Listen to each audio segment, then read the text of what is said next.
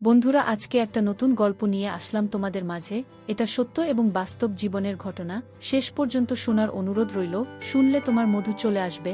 দেরি না করে চলো শুরু করা যাক। আমি ঘুমের ভান করে রইলাম, আর এদিকে রাতুলের দুষ্টুমি বেড়েই চলছে। সে আমার অনেক চেষ্টা করেছে, কিন্তু বয়স কম, আগে কখনো এসব করেনি, তাই খুলতে পারছে না। কিছুক্ষণ পর আমিও আর নিজেকে সামলাতে পারছি না। কি করব? তার চোখে চোখ রেখে সব কিছু করে যাব, নাকি ঘুমের ভান করে সব শেষ করে দেব? কিছুক্ষণের মধ্যেই আমার হয়ে গেল এবার আর রাতুলকে ধাক্কা মারা ছাড়া কোনো উপায় নেই। রাতুল তো নতুন কিছু বোঝে না, তাই ওর কানে কানে ফিসফিস করে বললাম, 2 মিনিট বিশ্রাম নাও আর আমাকে ধরো, আমার হয়ে গেছে। এরপর রাতুল আমাকে যা করলো সেটা শুনলে আমি শতভাগ গ্যারান্টি দিয়ে বলতে পারি তোমাদের দাঁড়িয়ে যাবে। তাই ভিডিওটা শুরু থেকে শেষ পর্যন্ত দেখার অনুরোধ রইল। আমার নাম তিশা, বয়স 21 বছর। বাবা মায়ের প্রথম সন্তান। আমরা 3 বোন, 1 ভাই আর আমি সবার বড়। আমার পরে ছোট ভাই, তারপরে বাকি 2 বোন। আমার বাবা একজন সফল ব্যবসায়ী, তাই আমরা সচ্ছল পরিবারের সন্তান। চাওয়ার আগে সব পেয়েছি। 3 বছর হলো বিয়ে হয়েছে, কিন্তু একটা বাচ্চা হয়নি। এটাই শুধু অভাব। আমার স্বামী, শ্বশুর, শাশুড়ি সবাই খুব ভালো।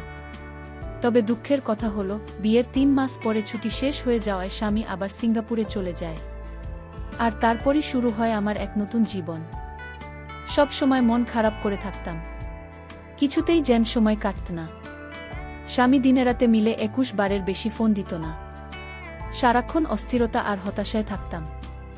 হঠাৎ একদিন মোবাইলে ইউটিউবে ভিডিও দেখতে দেখতে চ্যানেলটি পায়। চ্যানেলে অনেক মজার মজার গল্প। মায়ের সাথে ছেলে, ছেলের সাথে মা, মামির সাথে ভাগ্নে, ভাগ্নির সাথে আমি, এরকম অনেক মজার মজার গল্প। প্রথম 2টা গল্প শুনে নিজেকেও ভদ্র লাগলেও পরে খুব মজা পাইলাম। তারপর ধীরে ধীরে চ্যানেলের নিয়মিত দর্শক হয়ে গেল। সারাদিন শ্বশুর শাশুড়ির সেবা যত্ন, ঘর সংসার সামলানো, নিয়ম করে স্বামীর সাথে মোবাইলে কথা বলা, আর রাতে শুয়ে শুয়ে চ্যানেল এর গল্প দেখা আর নিজে নিজেকে শান্ত করা আমার প্রতিদিনের কাজ। গল্প শুনতে শুনতে মনটা ভিতরে ভিতরে চুক্তি হয়ে গেল। রাতে মাঝে মাঝে মনে হতো রাস্তা থেকে কোনো ছেলেকে ঘরে ডেকে এনে আমার ইচ্ছা পূরণ করেনি। এভাবে গল্প শুনে সময় কাটানোর কিছুদিন পর হঠাৎ একদিন আমার জীবনে এল এক সুপুরুষ হাসি আর ঠাট্টার ছলে। নিজের অজান্তেই জড়িয়ে পড়ি প্রেমে। বিশ্বাস করেন আর না করেন, এখন আমার কাছে সারা পৃথিবী একদিকে, আর অন্যদিকে আমার প্রেম। বৈধ বলেন আর অবৈধ বলেন, আমি আমার প্রেমিককে ছাড়া বাঁচব না। আমার মতো রক্ষণশীল পরিবারের সহজ সরল একটা মেয়ে কিভাবে এমন সম্পর্কে জড়িয়ে গেলাম, সেই গল্পটাই আজ তোমাদের সাথে মন খুলে বলবো। তাহলে আর কথা না বাড়িয়ে শুরু করা যাক। কিন্তু কোথা থেকে শুরু করব ভেবে পাচ্ছি না। আর একটা কথা বলে নেই, আমার কিন্তু গল্প বলার অভ্যাস নেই। চ্যানেল থেকে যতটুকু শিখেছি সেই অভিজ্ঞতা থেকে বলছি। সবসময় অন্যের গল্প শুনি, তাই ভাবলাম আজ নিজের একটা গল্প সবার সাথে শেয়ার করি। গল্পের নায়ক বলেন আর খলনায়ক বলেন, তার নাম রাতুল। রাতুল আমার স্বামীর আপন বড় বোনের একমাত্র ছেলে, মানে সম্পর্কে সে আমার ভাগ্নে হয়। রাতুল খুব শান্ত স্বভাবের ছেলে। বিয়ের সময় রাতুলকে একবার দেখেছিলাম, কিন্তু ভালোমতো কথা হয়নি। রাতুল তখন এসএসসি পরীক্ষার্থী। পড়াশোনার চাপে মামার বিয়েতে ঠিকমতো বেরোতে পারেনি। রাতুলের বাড়ি গ্রামের দিকে, তাই এক পরীক্ষায় পাশ করার পর রাতুল আমাদের বাড়িতে, মানে আমার শ্বশুর বাড়ি থেকে পড়াশোনা করত। আমাদের বাড়ি থেকে রাতুল যে কলেজে ভর্তি হয়েছে তার দূরত্ব ছিল মাত্র 10 মিনিটে। রাতুল প্রতিদিন সাইকেলে চড়ে কলেজে যেত। আমার শ্বশুর বাড়িতে ঘর ছিল মাত্র একটি। তবে রাতুলের পড়ালেখার কথা চিন্তা করে বড় ঘরটার পাশে ছোট্ট একটা পড়ার ঘর তৈরি করে দেওয়া হয়েছিল। ঘরটায় চেয়ার টেবিল সহ একটা খাটিয়া ছিল। তবে রাতে রাতুল বড় ঘরটায় একটা রুমে থাকত। আমাদের বড় ঘরটায় 3টা রুম। একটা রুমে আমি আর আরেকটা রুমে আমার শ্বশুর শাশুড়ি থাকত। মাঝখানে রুমটা অবশ্য ফাঁকা ছিল। তবে রাতুল আসার পর মাঝখানে রুমটা একটা খাট বসানো হয় এবং রাতুল মাঝখানে রুমটাই থাকে। রাতে পড়া শেষ করে এসে মাঝখানে রুমটা ঘুমায়। রাতুল খুব মেধাবী, এসএসসিতে সে A+ পেয়েছে। রাতুল কথাবার্তা খুব কম বলে, প্রয়োজন ছাড়া কারো সাথে কথা বলে না, এমনকি তার নানা নানির সাথে না, আর আমার দিকে ঠিকমতো তাকাই না।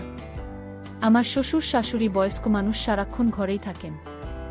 শ্বশুর চশমা ছাড়া ঠিকমতো চোখে দেখে না, আর শাশুড়ি হাতির মতো মোটা শরীর নিয়ে লড়তে পারে না সারা বিছানায় শুয়ে শুয়ে পান চিবায়। শ্বশুর দিনের বেলায় এদিকে ওদিক গেলেও শাশুড়িকে আজ পর্যন্ত ঘরের বাইরে যেতে দেখি নাই। সে যাই হোক, রাতুল আমাদের বাড়িতে এসেছে 20 দিন হলো। এখন অবধি আমার সাথে ঠিকমতো কথাই বলেনি। আমাকে খুব লজ্জা পায়। আমি আর রাতুল একসাথে খাওয়া দাওয়া করি। শ্বশুর শাশুড়ির খাবার তাদের বিছানার উপর দিয়ে আসি, আর আমি রাতুল একসাথে খাই। রাতুল বাড়িতে আসার পর আমার চ্যানেলের গল্প দেখা আর হচ্ছে না, কারণ পড়া শেষ করে এসে কখন ডাক দিয়ে বলবেন আমি দরজা খোলো। তাই সারাক্ষণ তার অপেক্ষায় থাকতাম। সে খুব পড়াশোনা করত, আর রাত 10টার আগে খেতে আসতো না। মাঝে মধ্যে তো 11টা-12টা পর্যন্ত পড়ত। আমি প্রায় ঘুমিয়ে যেতাম। রাতুল তখন সামনের দরজায় ডাক দিয়ে না পেয়ে ঘরের বাম সাইডের দরজায় এসে ডাকত। অর্থাৎ আমি যে রুমটা ঘুমাতাম ঠিক ওই রুমটার বাইরে দরজার দিকে এসে ডাকত। তখন আমি লাফিয়ে উঠে গিয়ে দরজা খুলতাম। একদিন রাহুল অনেক রাত পর্যন্ত পড়ল। তা প্রায় রাত 12টা কি 12:30 হবে। তখন আমি ঘুমে বিভোর। রাতুল এসে প্রায় 10-15 মিনিট ডাকাডাকি করেও আমাকে জাগাতে পারছিল না। উপায় না পেয়ে সে রান্নাঘর থেকে মাছ ধরার ছিপ দিয়ে জানালার ফাঁক দিয়ে আমাকে গোত্তা মারল। আমি লাফিয়ে উঠলাম, তারপর গিয়ে দরজা খুলে দিলাম। আমি ভাত খাওয়ার জন্য বাসন পরিষ্কার করতে চাইলে রাতুল বলল, মামি আমি ভাত খাবো না, তুমি শুয়ে পড়। আমি বললাম, কেন ভাত খাবে না কেন? ভাত না খেয়ে কেউ রাতে ঘুমায়? রাতুল বলল, না, তোমার চোখে অনেক ঘুম। এমনিতেই তোমাকে রোজ রাত জাগিয়ে কষ্ট দিই। আজ অনেক রাত হয়েছে, এবার তুমি শুয়ে পড়ো, আমি সকালে উঠে খাব। আমি বললাম, আমার কোনো সমস্যা নেই, তোমার যতক্ষণ মন চায় পরে এসো, মাঝে মধ্যে চোখটা একটু লেগে যায় আর কি। তখন রাতুল বলল, আমার জন্য তুমি শুধু শুধু জেগে থাকবে কেন? কাল থেকে আমি পড়ার ঘরটা ঘুমাব। আর নানিকে যখন খাবার দাও তখন আমাকেও ডাক দিয়ে ওই সময় আমিও খেয়ে নেব। আমি বললাম, সন্ধ্যা রাতে খেয়ে নিলে রাত জেগে পড়তে পড়তে ক্ষুধা লাগবে, যখন তখন কি খাবে? আর তাছাড়া এত বড় ঘর থাকতে তুমি ঘরে ঘুমাবে কেন? আমি কি কখনো বলেছি তোমার জন্য আমার সমস্যা হচ্ছে? তুমি কি বাইরের কেউ? তুমি তো আমাদের নিজেদের মানুষ। তোমার জন্য এটুকু করতে পারবো না। রাতুল বলল, ঠিক আছে, আমি অনেক রাত হয়েছে, এবার ঘুমাও, এ ব্যাপারে সকালে তোমার সাথে আলাপ করব। এটা বলে রাতুল সুজাতার বিছানায় গিয়ে শুয়ে পড়ল, আর আমিও আমার রুমে চলে আসলাম। তবে আর যাই হোক, আজ প্রথম রাতুল আমার সাথে এত কথা বলেছে, কিন্তু একবারও আমার চোখের দিকে তাকায় না। এখন সকাল 8টা, রাতুল এখনো ঘুম থেকে ওঠেনি। কাল অনেক রাতে ঘুমিয়েছে, তাই একটু বেশি ঘুমাচ্ছে। এমনিতে প্রতিদিন সকাল 6টার সময় ঘুম থেকে উঠে উঠোনে হাঁটাহাঁটি করে। রাতুলকে কখনো সকালে পড়তে দেখিনি। রাতুলকে ডাক দিতে হবে, কারণ 10টায় ক্লাস আছে। তাই রাতুলকে ডাক দিলাম। রাতুল, রাতুল ওঠো, 1টা বাজে, কলেজে যাবে না? রাতুল বলল, 1টা বাজে। 8টা বাজে বলতেই লাফিয়ে উঠল। তারপর গোসল করতে গেল। মিনিট 10-এর মধ্যে গোসল শেষ করে নাস্তা খেয়ে সোজা কলেজে চলে গেল। এরপর ঠিক 2টার সময় কলেজের ক্লাস শেষ করে বাসায় ফিরল। মাঝে মধ্যে অবশ্য 12টা-1টার দিকে চলে আসে। পড়ার ঘরে বই খাতা রেখে গোসলখানায় হাত মুখ ধুতো করতে গেল। এদিকে আমি খাবার নিয়ে বসে আছি। রাতুল ঘরে আসলো। তারপর আমার দুজনে একসাথে দুপুরের খাবার খেলাম। খাবার খাওয়ার সময় কোনো কথা হলো না। শুধু জিজ্ঞেস করেছিলাম কলেজে ঠিকমতো ক্লাস হয় কিনা। বাচ্চা ছেলের মতো মাথা নেড়ে শুধু বলেছিল, হ্যাঁ, শুধু এটুকুই। খাবার খেয়ে রাতুল তারপর আর ঘরে গিয়ে শুয়ে রইল। রাতুল অবশ্য দিনের বেলা ওই ঘরে ঘুমায়। সন্ধ্যা হয়ে গেল, রাতুল ঘুম থেকে উঠছে না। আমি পোড়া ঘরটায় গিয়ে রাতুলকে ডাক দিলাম। আমার ডাক শুনে ঘুম থেকে উঠে বিছানায় বসল। আমার দিকে তাকিয়ে বলল, কি হয়েছে, ডাকছো কেন মামি? আমি বললাম, না, কিছু না। সন্ধ্যা হয়ে গেল, তুমি এখনো ঘুমাচ্ছ, পড়তে বসবে না? রাতুল বলল, সন্ধ্যা হয়ে গেছে নাকি দেখি কয়টা বাজে। রাতুল পড়ার টেবিলে রাখা তার হাত ঘড়িটা টাইম দেখে গোসলখানায় হাত মুখ ধুতো করার জন্য চলে গেল। আমি তারপর আর ঘরে বসে রইলাম। হাত মুখ ধুতো করে রাতুল পড়ার ঘরে আসলো। আমার দিকে তাকিয়ে বলল, তুমি এখনো এখানে কি করো? রান্নার কাজ শেষ? আমি বললাম, সেই কখন শেষ করেছি, কেন ক্ষুধা লাগছে নাকি? রাতুল বলল, আরে না, কি যে বলো, এই সন্ধ্যার সময় ক্ষুধা লাগে নাকি? তবে চা হলে ভালো হতো। আমি বললাম, চা পাতা মনে হয় ঘরে নেই, কাল থেকে তোমাকে চা করে দেব। ঠিক আছে। রাতুল বলল, ঠিক আছে, এখন যাও, আমি পড়তে বসব। আমি বললাম, আচ্ছা বাবা, তুমি মনোযোগ দিয়ে পড়ো। আমি গেলাম। আমি আমাদের বড় ঘরটায় চলে আসলাম। ঘণ্টা দুয়েক পরে শ্বশুর শাশুড়িকে রাতের খাবার দিলাম। শ্বশুর শাশুড়ি খাচ্ছে, আমি পাশে বসে আছি। হঠাৎ শ্বশুর বলল, বোমা, রাতুল ঠিকমতো পড়ালেখা করে তো? তুমি একটু খেয়াল রেখো। আমি বললাম, বাবা, আপনি কোনো চিন্তা করবেন না, রাতুল খুব ভালো ছেলে, তাকে পড়ার জন্য বলতে হয় না, সে নিজেই নিজের পড়া শেষ করে নেয়। শ্বশুর বলল, তা জানি, কিন্তু তারপরেও আমাদের দায়িত্ব আছে না? আমি বললাম, রাতুলকে নিয়ে আপনাদের কোনো চিন্তা করতে হবে না, আমি সারাক্ষণই তার সাথে সাথে আছি। আর বাবা, কাল সকালে রাতুলের জন্য দোকান থেকে চা পাতা নিয়ে আসবেন। রাতুল আজ সন্ধ্যার সময় চা চেয়েছিল, আমি বলছি কাল থেকে দেব। শাশুড়ি বলল, রাতুলের বাড়িতে সবাই চা খাওয়ার অভ্যাস, আমি একবার তোমাকে বলবো বলবো বলে ভুলে গেছি। তোমার শ্বশুরের আনার দরকার নেই, বাজার সদাই যা লাগে এখন থেকে রাতুলকে দিয়ে আসবে। রাতুলকে সকালে আমি বলে দেব। আর বোমা, সকালে নাস্তা করার সময় আমাকে মনে করিয়ে দিও, আমি রাতুলের সাথে কথা বলবো। আমি বললাম, ঠিক আছে মা। আমি তাদের খাওয়া শেষ হওয়া পর্যন্ত বসে রইলাম। খাওয়া শেষে বাসনপত্র গুছিয়ে আমার রুমে গিয়ে মোবাইলে বাড়িতে মায়ের সাথে কথা বললাম। কথা বলতে বলতে রাত প্রায় 10টা গেল। এবার দেখি রাতুল কি করছে। আমি দরজা খুলে রাতুলের পড়ার ঘরের কাছে গেলাম। ঘরের কাছে যেতেই রাতুলের পড়ার শব্দ পাইলাম। পড়ার শব্দ পেয়ে আমি আর ঘরে ঢুকলাম না, কারণ রাতুল রাগ করতে পারে। তাই বর ঘরে চলে আসলাম। রাত প্রায় 11টার উপরে, কিন্তু রাতুল এখনো ঘরে আসছে না। আমি একা একা জেগে আছি, পড়ার ঘরে যাব সেটাও সাহস পাচ্ছি না, কারণ আমি রাতের বেলা অন্ধকারে ভয় পাই। তাই বাইরে না গিয়ে সামনের জানালা খুলে বসে রইলাম। অপেক্ষার পর অপেক্ষা, কিন্তু রাতুল ঘরে আসছে না। পড়ার ঘরে না হয় ঘুমাবে, কিন্তু খেতে আসবে তো? আমার কিছু ভাল লাগছে না, কি করব ভেবে পাচ্ছি না। শ্বশুরকে থাকব নাকি থাকব না তাও বুঝতে পারছি না। এভাবে অপেক্ষা করতে করতে রাত প্রায় 12টা 30 বেজে গেল। এরপর আমি অপেক্ষা করতে করতে কখন যেন ঘুমিয়ে গেলাম। সকালে ঘুম থেকে উঠে শাশুড়িকে আমি জিজ্ঞেস করলাম, আর আতুর ঘরে আসে নাই? শাশুড়ি বলল, না কেন, কি হয়েছে বোমা? আমি বললাম, না কিছু না মা, রাতুল কাল রাতে বড় ঘরে আসে নাই, পড়ার ঘরে ঘুমিয়েছে। আমি অনেক রাত পর্যন্ত অপেক্ষা করে কখন যে ঘুমিয়ে পড়েছি নিজেও জানি না। শাশুড়ি বলল, কি বলব মা, রাতুল পড়ার ঘরে ঘুমাবে কেন? এই ঘরে কি তার সমস্যা হয়? আমি বললাম, কি জানি মা, আমি তো সারাক্ষণই তার খেয়াল রাখি। আমার মনে হয় রাতুল আমাকে লজ্জা পায়। আচ্ছা, আমাকে লজ্জা পাওয়ার কি আছে? আমি তোমার মতোই, তাই না? শাশুড়ি আমাকে বলল, রাতুলকে ডাকো। সে তোমাকে লজ্জা পাবে কেন? তুমি তো তাকে অনেক খাতির যত্ন করছো, সেটা তো আমি নিজেই দেখছি। তাহলে সে এমন করবে কেন? এটা তো ঠিক না। সেখানে লেখাপড়া করবে, যখন যা লাগবে তোমাকে বলবে, তুমি না দিলে আমাদের বলবে। আর তুমি তো আমার লক্ষ্মী বৌমা, কত সুন্দর করে সংসারের সব দায়িত্ব নিজের কাঁধে নিয়েছ। কই রাতুল, কই, ডাকো তাকে। আমি বললাম, ঠিক আছে মা, আপনি চিন্তা করবেন না, কয়দিন গেলে এমনিতেই লজ্জা চলে যাবে।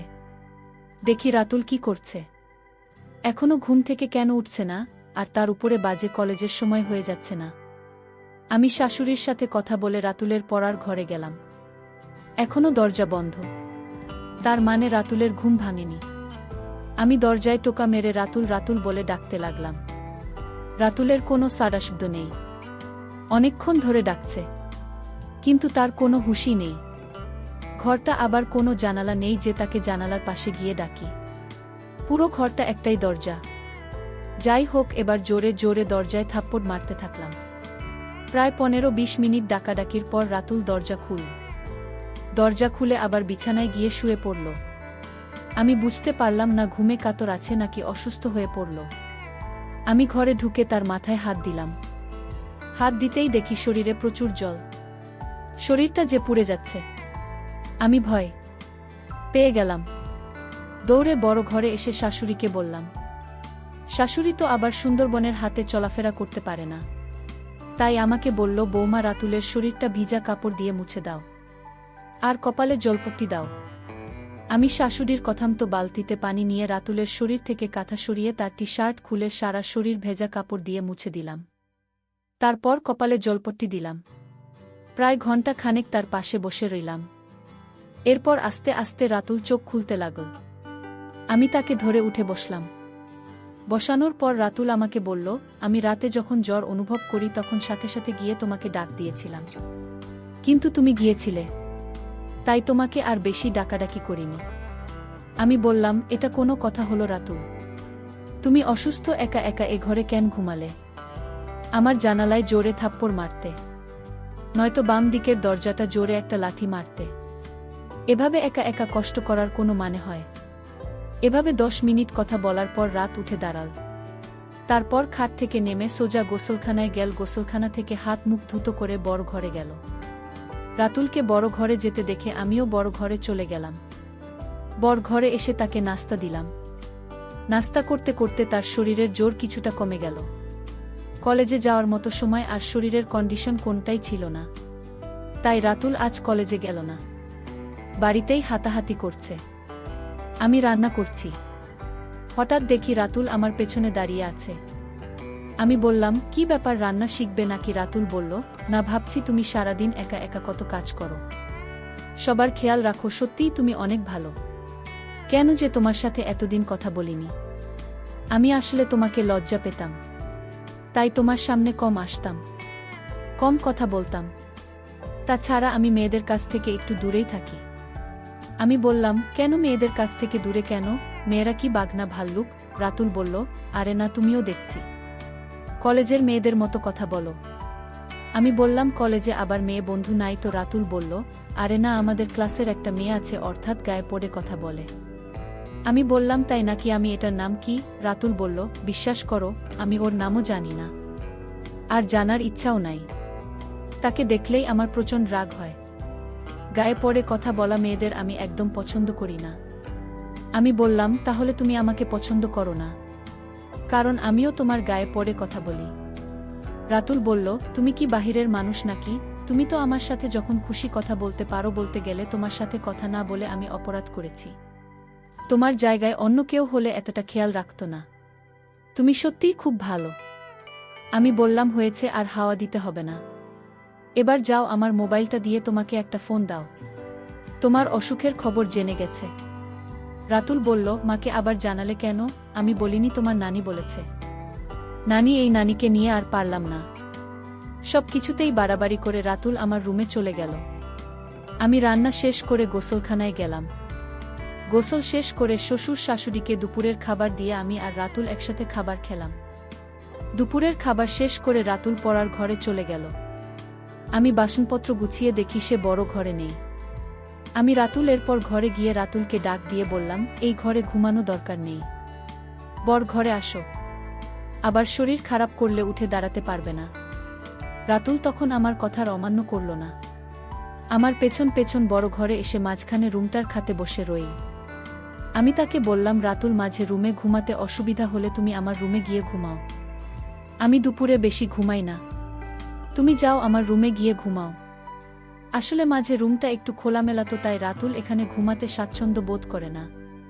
তারপর রাতুল আমার কথা মতো আমার রুমটা গিয়ে শুয়ে পড়ল। এদিকে শাশুড়ি ডাকছে, পান খাবে, চুলের কোটা খুঁজে পাচ্ছে না। চুনের কোটা দিতেই শাশুড়ি জিজ্ঞেস করল, রাতুল কোথায়? আমি বললাম, মা, রাতুল আমার রুমে ঘুমোচ্ছে, পড়ার ঘরে গিয়ে শুয়েছিল।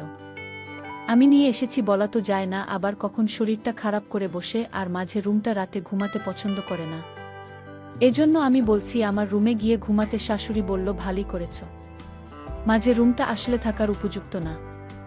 দেখো, রাতুলকে বল এখন থেকে তোমার সাথে ঘুমাতে, রাতে পড়া শেষ করে তোমার সাথে ঘুমাবে। তুমি তো আর তাকে কম আদর যত্ন করছো না, তোমার কথা না শুনে পারবে না। আমি বললাম, মনে হয় না আমার সাথে ঘুমাবে, তবে আজ আমার সাথে অনেক কথা বলেছে, এতদিন তো লজ্জায় কথাই বলেনি, আজ মামির সাথে খুব কথা বলেছে। শাশুড়ি বলল, বলেছিলাম না, কয়দিন গেলেই ঠিক হয়ে যাবে। আর তুমি যে খাতির যত্ন করছো ওর মা চেয়ে কম না। আমি বললাম, কে বলেন মা, রাতুল তো আমাদের ছেলের মতোই। তাছাড়া রাতুলের মা রাতুলকে অনেক ভালোবাসে, প্রতিদিনই ফোনে রাতুলের খোঁজখবর নেয়। রাতুলকে কি আমি যত্ন না করে পারি? শাশুড়ি বলল, না রে মা, তোর মতো বড় পাওয়া ভাগ্যের ব্যাপার। এই বলে শাশুড়ি প্রায় কেঁদিল। আমি চলে আসলাম আমার রুমে। এসে দেখি রাত ঘুমায়নি, মোবাইলে গেমস খেলতে আছে। আমি বললাম গেমস খেলার দরকার নেই। রাতে জয়ের জন্য ভালো মতো ঘুমাতে পারোনি, এখন একটু ঘুমাও। রাতুল বলল, তুমি কি করবে? তুমি ঘুমাবে না? আমি বললাম না, আমি ঘুমাব না। আর ঘুমালেও সমস্যা নেই, খাদ্য আর ছোট না, তোমার পিছনে শুয়ে পড়ব। রাতুল বলল, কি বলো? আমি কারো সাথে ঘুমাই না, আমি একা একা ঘুমাতে পছন্দ করি। তাছাড়া আমার ঘুমের স্টাইল ভালো না, ঘুমের মধ্যে হাত পা কখন কোথায় যায় নিজেও জানি না। আমি হেসে বললাম, হাত পা আর কোথায় যাবে? এই রুম ছেড়ে তো আর যাবে না। রাতুল বলল, তুমি তো দারুণ কথা জানো। হাসতে হাসতে, তুমি খুব মজার মানুষ, তোমার মনটা অনেক ভালো। আমি বললাম, এত ভালো ভালো বলা লাগবে না, এবার ঘুমানোর চেষ্টা করো। তোমার মতো থাকলে আমি মাঝে রুমে গিয়ে ঘুমাই। রাতুল বলল, নানা সমস্যা নেই, আমার চোখে এত ঘুম নেই এখন। তুমি সারাক্ষণ কাজকর্ম করো, তোমার এখন একটু বিশ্রাম দরকার, তুমি ঘুমাও। আমি সাইলেন্ট মোডে তোমার মোবাইলটা একটু গেম খেলি। আমি বললাম, আচ্ছা তুমি গেমস খেল, আমি ঘণ্টাখানেক ঘুমাই। এই বলে আমি ঘুমিয়ে পড়লাম। ঘুম থেকে উঠে দেখি রাতুল নেই। ঘরের বাইরে গিয়ে দেখি উঠোনে হাত আছে। সন্ধ্যা ঘনিয়ে আসছে। এর মধ্যে আমি রান্নাঘরে গিয়ে রাতুলের জন্য নুডলস বানালাম। রাতুল নুডলস দেখে খুব খুশি। তারপর নুডলস খেয়ে পড়ার ঘরে গিয়ে পড়তে বসল। ঘণ্টাখানেক পড়ার পর আমি গিয়ে তাকে নিয়ে আসলাম। বললাম, আজ আর এত পড়ার দরকার নেই, শরীর ভাল হলে কাল থেকে আবার পড়া শুরু করবে। রাতুল আমার সাথে বর ঘরে চলে আসলো। রাতের খাবার খেয়ে ওঠার আগেই শাশুড়ি রাতুলকে ডাকল। রাতুল, রাতুল আসছেন। আমি, কি হয়েছে, ডাকছো কেন? রাতুলের নানি বলল, ওই ছোট্ট ঘরটা বানিয়েছি তোর করার জন্য, থাকার জন্য না। মাঝে রুমটা ঘুমাতে না পারলে তোর মামির সাথে ঘুমায়। তোর মা আমি কি তোকে কম আদর করে? মুরব্বিদের কথা শুনতে হয়, শুধু লেখাপড়া করলেই হয় না, আদব কায়দা শিখতে হয়। রাতুল বলল, ঠিক আছে, তুমি ঘুমাও, আমি মামির সাথে ঘুমাব। শাশুড়ির সাথে কথা বলে রাতুল যখন মাঝে রুমের খাতে বসল, ঠিক তখনই হঠাৎ তার শরীরটা আবার আগুনের মতো গরম হতে লাগল। শরীরটা যেন পুড়ে যাচ্ছে। রাতুল মামি মামি বলে ডাকতে লাগল। আমি আমার রুমে ছিলাম, দৌড়ে গেলাম রাতুলের কাছে। আমি বললাম, কি হয়েছে রাতুল? রাতুল বলল, মামি দেখো, আমার শরীরটা আবার গরম হয়ে যাচ্ছে, শরীরটা যেন কাঁপছে। আমি বললাম, ঠিক আছে বাবা, তুমি বসো, আমি তোমার শরীরটা ভিজা কাপড়ে মুছে দিচ্ছি। আমি শাশুড়িকে বললাম, মা, রাতুলের আবার খুব জ্বর এসেছে, শরীরে আগুন ধরার অবস্থা। কি করব? শরীরটা মুছে দাও, আর দেখ তোমার সুরের ওষুধের কৌটায় প্যারাসিটামল ট্যাবলেট আছে, একটা খাইয়ে দিয়ে তোমার সাথে নিয়ে শুয়ে দাও, রাতে জ্বর না কমলে সকালে ডাক্তারের কাছে নিয়ে যায়। আমি শাশুড়ির কথামতো তাই করলাম। আমার রুমে নিয়ে খাটে শোয়া তার সারা শরীর ভেজা কাপড় দিয়ে মুছে দিলাম। রাতুল জ্বলে খুব কাছে দেখে আলমারি থেকে একটা কম্বল নামিয়ে দিলাম। আমি আর রাতুল পাশাপাশি শুয়ে রইলাম। আমি রাতুলের মাথায় হাত বোলাতে লাগলাম। জ্বরে রাতুলের শরীর ভূমিকম্পের মতো কাঁপছে। তার কাঁপুনি দেখে আমি তাকে জড়িয়ে ধরলাম। তারপরও যেন কাঁপুনি থামছে না। অনেকক্ষণ পর কাঁপুনি একটু কমেছে। এবার তার চোখে একটু ঘুমও দেখা যাচ্ছে। এদিকে আমার চোখে ঘুম এসে গেছে। আমি রাতুলের মাথায় হাত বোলাতে বোলাতে কখন জানি ঘুমিয়ে গেলাম। গভীর রাতে রাতুলের জ্বর আবার বেড়ে যায়, কিন্তু আমি টের পাইনি। জ্বরের কাঁপুনিতে রাতুল আমাকে জড়িয়ে ধরে। রাতুল যখন আমাকে ধরেছিল, সম্ভবত আমার এলোমেলো ছিল, আমার স্পর্শে তার ইচ্ছার বিরুদ্ধে তার শক্ত হয়ে যায়। নিজেকে সামলাতে না পেরে অবশেষে আমার করতে থাকে। আমি প্রথম প্রথম কোনো কিছু টের পাইনি। রাতুল যখন কিছুক্ষণ আমি টের পাইলাম, কিন্তু রাতুলের জ্বর বুঝতে পেরে আমি আর কিছু বললাম না, জেগে ঘুমানোর ভান করলাম। তবে একটা কথা সত্য, এতদিন আমি যাই করেছি বলেছি না কেন, আমি রাতুলকে কখনো অন্য চোখে দেখিনি। রাতুল আসার পর আমার রুটিন চেঞ্জ হয়ে গিয়েছিল, জানি না কেন। তবে রাতুলকে নিয়ে আমার কোনো অন্য মানসিকতা ছিল না। তার প্রতি আমার যতটুকু দায়িত্ব কর্তব্য ছিল, আমি তার সবটুকুই পালন করার চেষ্টা করেছি। প্রত্যেকটা মেয়েরাই কিছু কষ্ট থাকে, তাই বলে সব জায়গায় সবার সাথে সবকিছু করে না ভাবেও না। যাই হোক, আমি ঘুমের ভান করে রইলাম। এদিকে রাতুলের দুষ্টুমি বেড়েই চলছে। সে আমার অনেক চেষ্টা করেছে, কিন্তু বয়স কম, আগে কখনো এসব করেনি, তাই খুলতে পারছে না। কিছুক্ষণ পর আমিও আর নিজেকে সামলাতে পারছি না। কি করব, তার চোখে চোখ রেখে সব কিছু করে যাব, নাকি ঘুমের ভান করে সব শেষ করে দেব? কিছুক্ষণের মধ্যেই আমার হয়ে গেল এবার আর রাতুলকে ধাক্কা মারা ছাড়া কোনো উপায় নেই। রাতুল তো নতুন কিছু বোঝে না, তাই ওর কানে কানে ফিসফিস করে বললাম, 2 মিনিট বিশ্রাম নাও আর আমাকে ধরো, আমার হয়ে গেছে। এরপর রাতুল আমাকে সকাল হতেই আমি নাস্তা তৈরি করতে চলে গেলাম রান্নাঘরে। নাস্তা করে প্রতিদিনকার মতো কাজকর্ম করতে লাগলাম। রাতুল নাস্তা করে পড়ার ঘরে চলে গেল, কলেজে গেল না। গোসল করার সময় যখন হলো তখন পড়ার ঘর থেকেই জোরে জোরে মামি মামি বলে ডাকতে লাগল। আমি গিয়ে বললাম, কি হয়েছে? রাতুল বলল, আসলে ঘরে একবার করে গিয়ে গোসল করি। আমি বললাম, শোন রাতুল, রাতের খাবার রাতে খেতে হয়, আর প্রয়োজনের বেশি কোনো কিছু ভালো না। দিনের বেলায় কখনো কল্পনাও করে না। যদি কখনো কারো চোখে পড়ে বা কোনো প্রকার সন্দেহ হয় তাহলে তোমার আমার দুজনের জীবনই নষ্ট হয়ে যাবে। আমি যা বলি তা অক্ষরে অক্ষরে পালন করব, তা না হলে জীবন নষ্ট হয়ে যাবে, সমাজে মুখ দেখাতে পারবে না, বুঝতে পারছো? রাতুল মাথা নাড়িয়ে বলল, হ্যাঁ বলল। তারপর থেকে রাতুল আর কোনোদিন দিনের বেলা জন্য বায়না ধরেনি, আর আমার কথার বাইরেও যায়নি। আর আমি তখন থেকে নিয়মিত পিল খেতে থাকলাম। এভাবেই চলছে মামি ভাগ্নে। গত 3 বছর ধরে আমরা করে যাচ্ছি। এর মধ্যে আমার স্বামীও একবার বাড়িতে এসে গেছে, কিন্তু কোনো প্রকার সমস্যা হয়নি। যদি রাতুল আমার কথা মতো চলে তাহলে ভবিষ্যতেও কোনো সমস্যা হবে না, সারা জীবন আমাদের সম্পর্ক থাকবে।